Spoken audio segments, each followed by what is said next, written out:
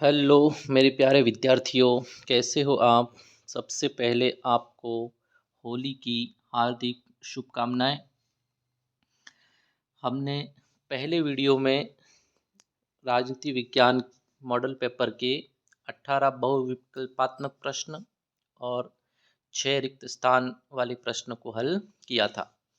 आज अपना ये दूसरा वीडियो है जिसमें हम अति लघुत्रात्मक प्रश्नों को हल करेंगे, जिसमें आपको 12 प्रश्न दिए गए हैं और प्रत्येक प्रश्न एक एक नंबर का है। तो शुरू करते हैं अपन आज का मॉडल पेपर।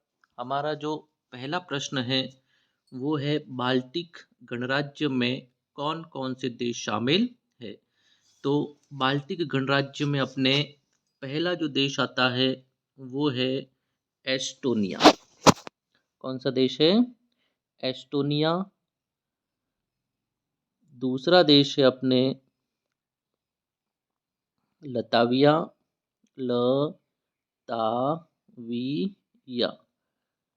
और तीसरा जो देश है वो है लिथुआनिया।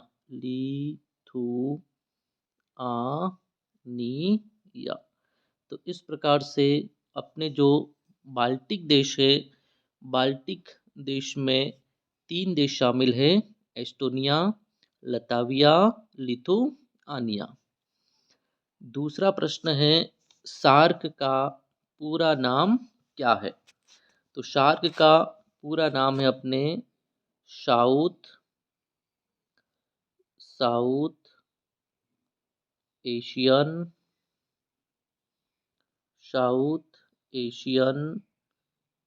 एसोसिएशन फॉर रीजनल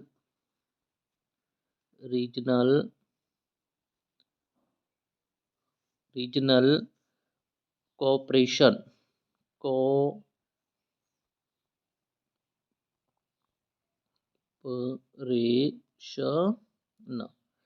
तो शार्क का पूरा नाम हो जाएगा south Asian association for regional cooperation. और शार्क को हिंदी में कहा जाता है दक्षिण एशियाई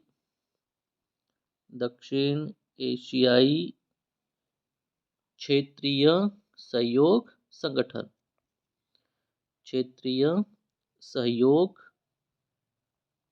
संगठन। तो शार्क का हिंदी में नाम हो जाएगा दक्षिण एशियाई क्षेत्रीय सहयोग संगठन और अंग्रेजी में हो जाएगा south Asian association for regional cooperation. अगला प्रश्न है अपने, शरणार्थी से आप क्या समझते हैं? तो शरणार्थी का मतलब होता है वह व्यक्ति जो युद्ध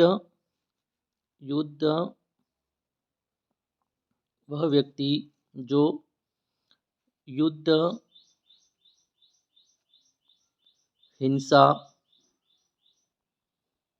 उत्पीड़न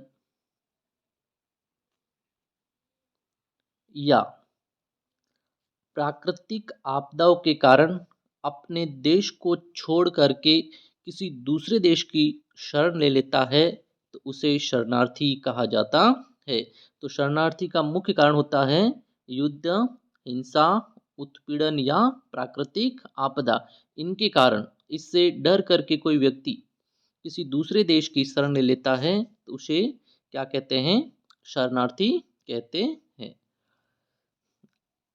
अगला प्रश्न है अपने, भारत में पावन वन प्रांतर का अर्थ क्या है? तो पावन वन प्रांतर किसे कहा जाता है? तो वे वन जहां कुछ हिस्सों को काटा नहीं जाता, जहां कुछ हिस्सों को काटा काटा नहीं जाता। तो जंगल का वह भाग या वन का वह भाग जहाँ वनों को काटा नहीं जाता और इन जगहों पर देवी देवताओं या किसी पुण्य आत्मा का वास माना जाता है। जो वन जहाँ पे काटे नहीं जाते वहाँ पे किसका वास माना जाता है? देवी देवताओं का, देवी देवताओं का या कोई पुण्य आत्मा होती है उसका वास माना जाता है। उसे ही अपन पावन वन प्रांतर कहते हैं। तो किसे कहेंगे? पावन वन प्रांतर। की वे वन जहाँ कुछ हिस्सों को काटा नहीं जाता, इन जगहों पर देवी देवताओं या किसी पुण्य आत्मा का वास माना जाता है, उसे पावन वन प्रांतर कहा जाता है। अगला प्रश्न है अपने, मैकडोनाल्डीकरण से आप क्या समझते हैं? तो मैकडोनाल्डीकरण जो शब्द है ये अमेरिका का शब्द है। अमेरिका संस्कृति पर जो संस्कृतियाँ निर्भर है उन्हें हम मैकडोनाल्डीकरण कहते हैं। तो इसकी विस्तृत परिभाषा हो जाएगी कि संसार की विभिन्न संस्कृतियाँ अब अपने आप को अमेरिकी प्रभुत्वशाली ढर्रे पर ढालने लगी है। क्या हुआ है कि संसार की जितनी भी संस्कृतियां हैं वो अपने आप को क्या कर रही है? अमेरिकी संस्कृति है, अमेरिकी संस्कृति के ढर्रे पे ढाल रही है। तो अमेरिकी ढर्रे पर ढालना ही क्या कहलाता है? मैकडोनाल्डीकरण। तो संसार की विभिन्न संस्कृतियां अपने आप को अमेरिकी संस्कृति के ढर्रे पर डालने लगी है, इसी को हम मैकडोनाल्डीकरण कहते हैं। तो आगे समझ में मैकडोनाल्डीकरण। नेक्स्ट प्रश्न है अपना कि पहली पंचवर्षीय योजना में ज़्यादा जोर किस क्षेत्र पर दिया गया? तो भारत में जो पंचवर्षीय योजना है वो हमने सोवियत संघ से ली है। तो हमारी जो पंचवर्षीय योजना का मॉडल है वो कहाँ से ग्रहण किया है अपन ने? सोवियत संघ से। वर्तमान में सोवियत संघ को अपन रूस कहते हैं। तो भारत ने अपनी जो पहली पंचवर्षीय योजना है उसको प्रारंभ किया था 1951 में। और इसकी जो अवधि थी, प्रथम पंचवर्षीय योजना की जो अवधि थी वो थी 1951 से लेकर के 1956 तक। और प्रथम पंचवर्षीय जो योजना है उसमें सबसे ज़्यादा जो जोर दिया गया था वो दिया गया था अपने कृषि के ऊपर। तो इस प्रश्न का सही उत्तर क्या हो जाएगा? कृषि।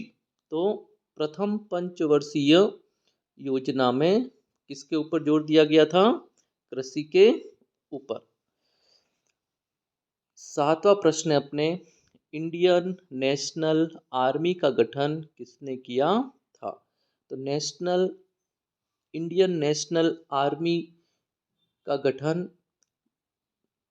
भारत से बाहर सिंगापुर में किया जाता है। तो भारत की आज़ादी के लिए भारत से बाहर सिंगापुर में INA इंडियन नेशनल आर्मी का गठन किया जाता है। ये गठन करने वाले थे रास बिहारी बोस। किसने किया था? रास बिहारी बोस। रास बिहारी बोस। दूसरे व्यक्ति थे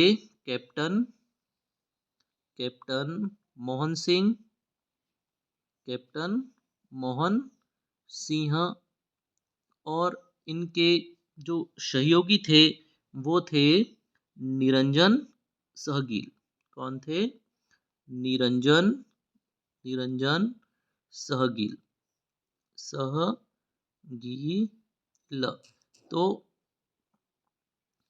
अपने इंडियन नेशनल आर्मी का गठन करने वाले व्यक्ति थे रास बिहारी बोस, कैप्टन मोहन सिंह और निरंजन सहगील।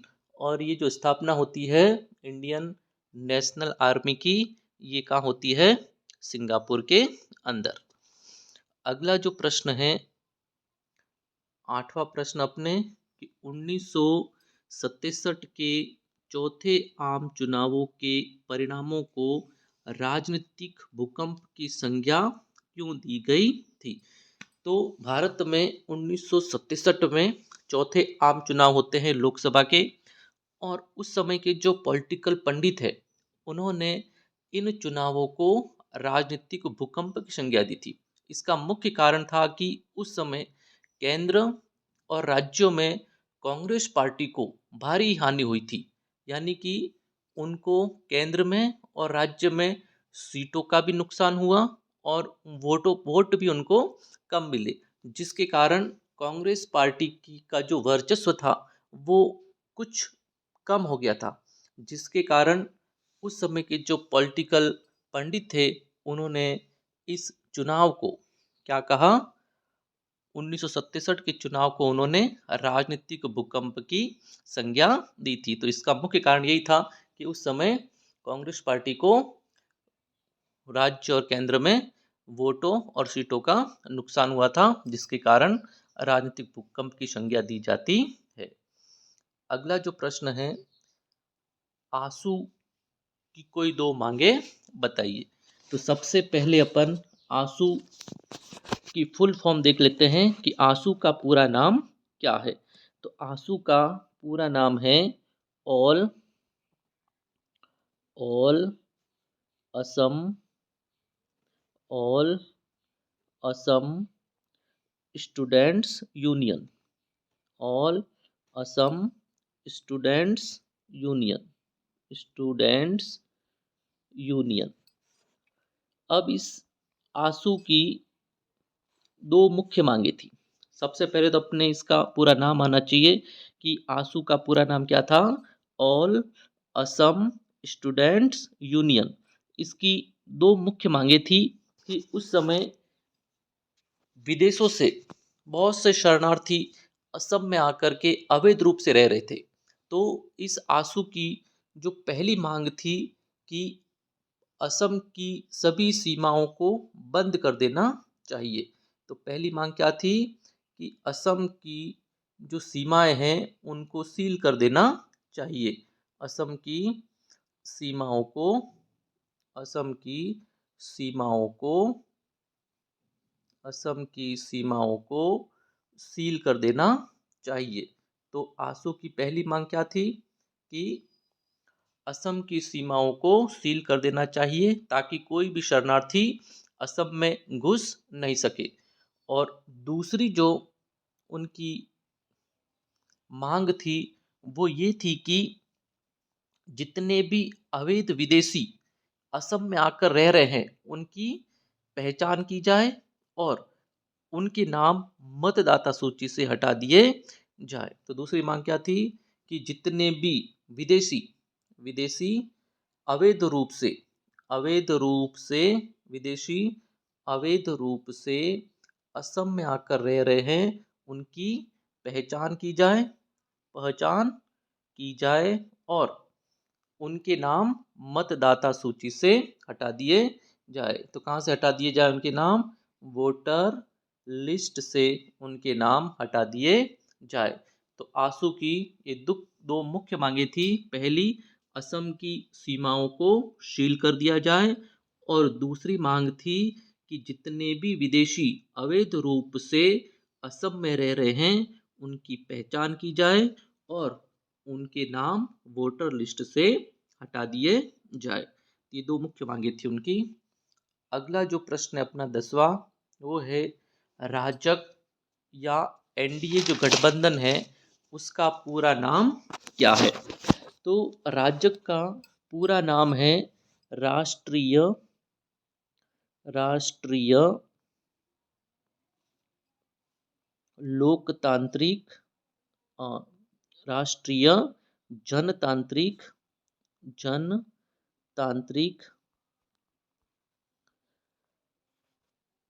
जनतांत्रिक गठबंधन, गठबंधन। तो राज्य का पूरा नाम हो जाएगा राष्ट्रीय जनतांत्रिक गठबंधन, और इसको अंग्रेजी में कहते हैं अपन एनडीए, और एनडीए का पूरा नाम होगा नेशनल डेमोक्रेटिक अलायंस। क्या नाम है? नेशनल डेमोक्रेटिक अलायंस, और हिंदी में क्या कहते हैं इसको? राष्ट्रीय जनतांत्रिक गठबंधन।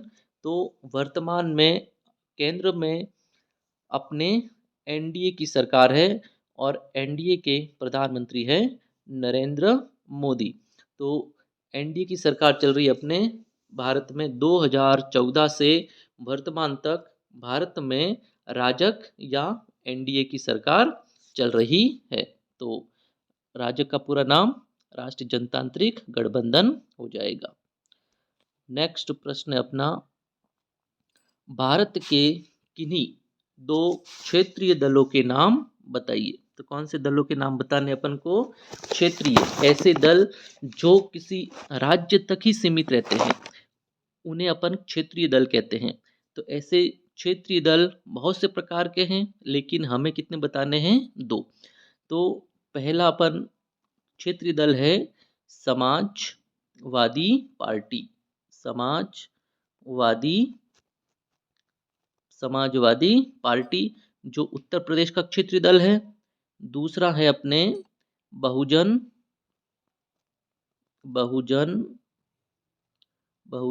समाजवादी पार्टी, बहुजन समाजवादी पार्टी, ये भी उत्तर प्रदेश का दल है।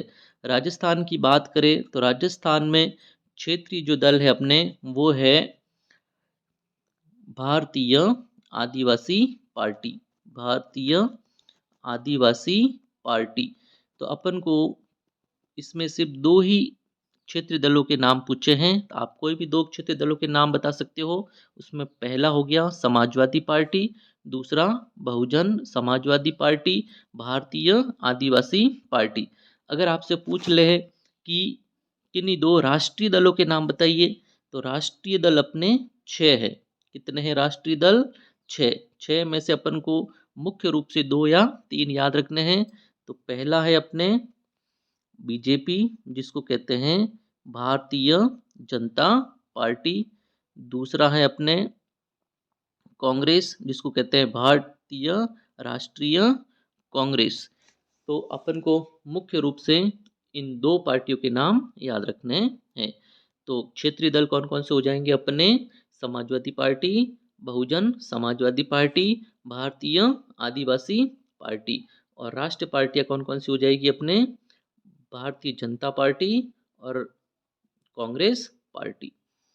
अगला जो प्रश्न है अपना 12वां, और अपने जो अति लघुत्रात्मक है उसका अंतिम प्रश्न है ये। प्रश्न है अपना, मंडल आयोग की कोई 2 सिफारिशें बताइए।